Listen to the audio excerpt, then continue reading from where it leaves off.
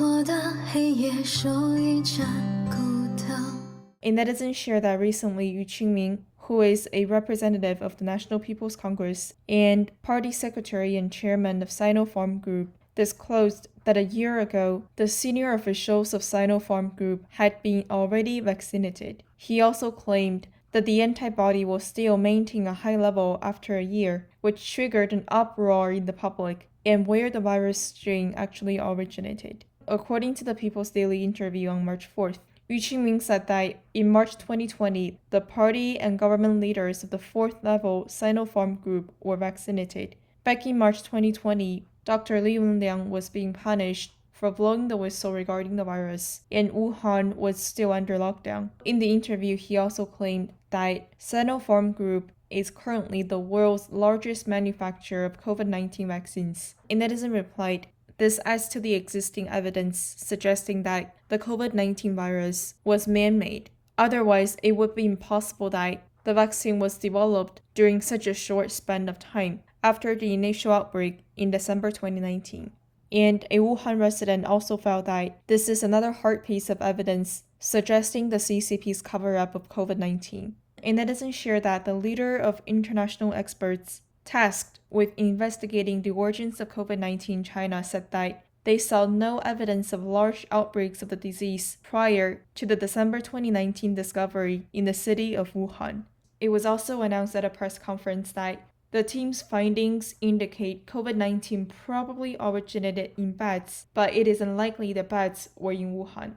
And in addition, they also said that it is extremely unlikely COVID-19 originated from a laboratory leak in Wuhan.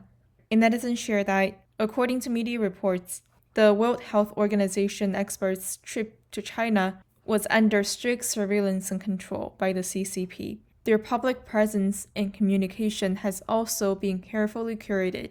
In the meantime, the relatives and family members of all those that passed away in Wuhan due to the virus outbreak have also been under constant surveillance and monitoring. When these experts first arrived, they were mandated to visit a gallery showcasing the Chinese government's successful battle in combating COVID-19. A netizen shared that according to a Chinese professor, the COVID-19 pandemic helped create 67 trillion revenue for China, which was equivalent to 2/3 of the GDP in 2020. A netizen replied, "If the world does not defeat the CCP regime, it will be difficult to defeat the CCP virus." A netizen replied, "It is hard to believe they would publicly announce how proud they feel about the revenue generated from human suffering. Have they considered all the victims as well as their family members and those who are currently suffering from the pandemic before doing so?" A netizen shared that according to media reports in Hong Kong, a 55-year-old woman passed away after being injected with a vaccine from China. This is the third similar incident and the second in Hong Kong. According to Hong Kong officials, ever since the first death occurred, there has been a drastic decrease in the number of people who made appointments to be vaccinated. A netizen shared that according to a recent interview from Zhou Nanshan, respiratory expert and the Chinese counterpart of Dr. Fauci, he said, "It is still possible to be infected even after taking the COVID-19 vaccine, and that the novel coronavirus may become a flu-type disease in the future. There is the possibility that people would need to take vaccines on an annual basis." A netizen shared an interview that China expert Gordon Chang recently did with American thought leaders. He shared about the degree of CCP influence in America, as well as the vision that free world leaders should hold when considering policy actions to confront the CCP challenge. And what they're going to find out is basically China is embedded in our supply chains and they pose substantial risks. This is not just a country that's competing against us. This is a country that wants to overthrow us. We have to understand how malicious it is, because if we don't understand it, we're not going to take those steps that are necessary to defend our republic. China is China's allies and friends. So you've got Russia, Iran, North Korea, the list goes on and on. And so it really is a new axis of evil.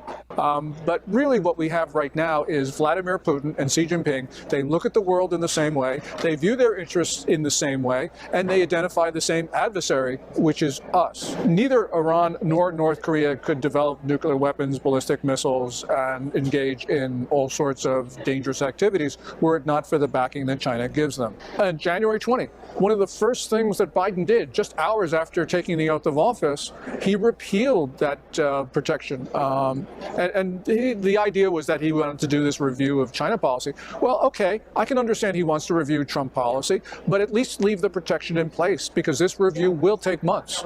I do know that the United States is a party to the Genocide Convention of 1948, and the convention requires signatories like the United States to punish and prevent, quote unquote, acts of genocide.